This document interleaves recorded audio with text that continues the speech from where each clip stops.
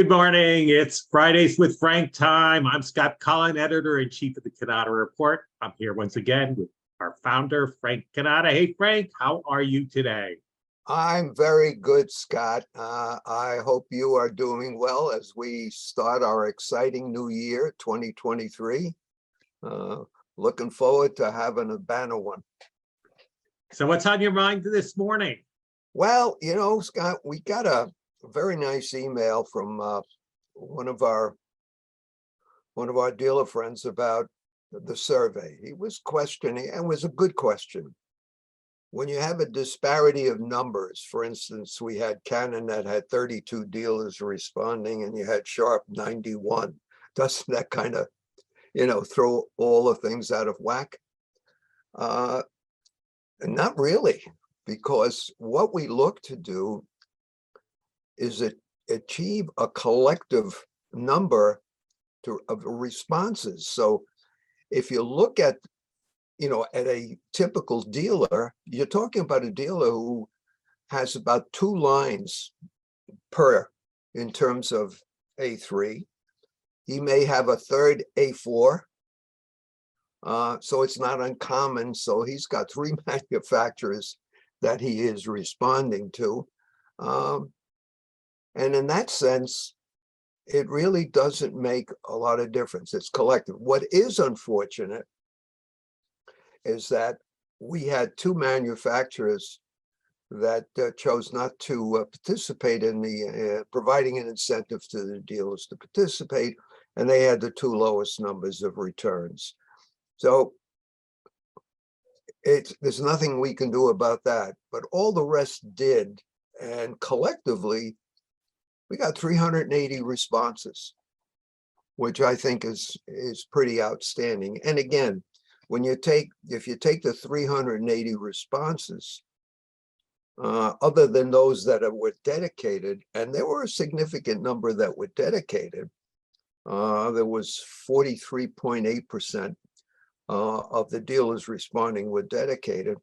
It gave a pretty good coverage, because while Canon and Konica Minolta didn't want to participate, in many cases they were selected as a second source for A3, as an example. So we got the numbers in sense involved, or the people involved, to provide the kind of data that we need.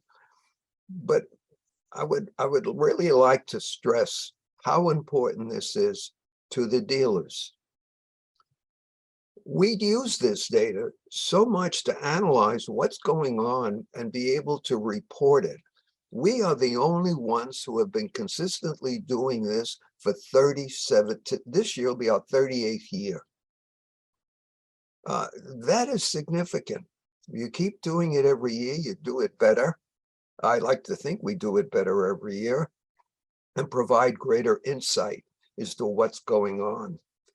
And I would say this year, it became very clear, or actually I should say last year, the 37th, it became very clear that the dominance of the so-called mega deal or large dealer, roll-up specialist, whomever, is beginning to have a significant negative impact on the business, the way we view it. I want to make that clear. This is our view looking at the data. When you have 13 dealers that generate more than $100+ million in revenue, responsible for 43% of the total revenue, was it 43%? Yeah, I think it was 43% of the total revenue. That's telling. Last year it was 40%, so it's increasing. Now, what does that mean? Okay, here you have 13, so now you've got 367 dealers, all right, that have the rest of the business, let's say 57%.